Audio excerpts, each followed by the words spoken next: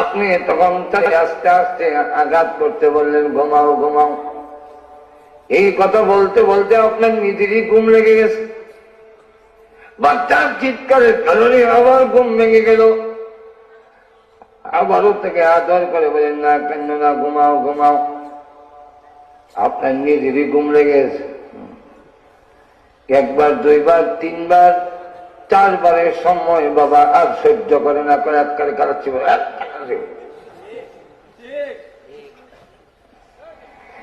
কিন্তু মা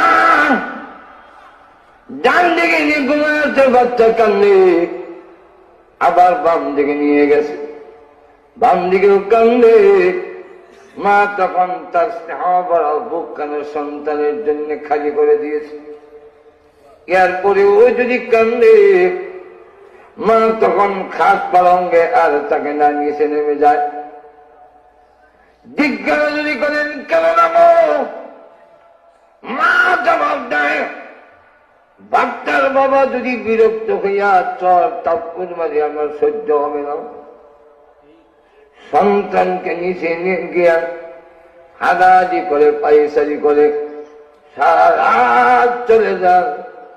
মা সহজে তার সন্তানের গায়ে আঘাত করে না।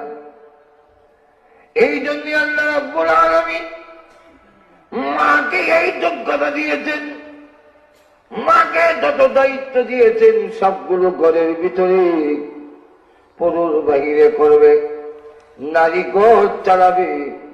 আল্লাহ রাব্বুল আলামিন বলেন, তখনই তোমরা ঘরে গিয়া শান্তি পাবে।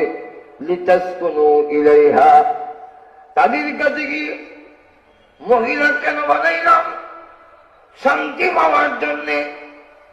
সারাদিন দোকানদারি করে কাস্টমারের সাথে মারতে মারতে ব্রেইন একবারে গরম হয়ে গেছে।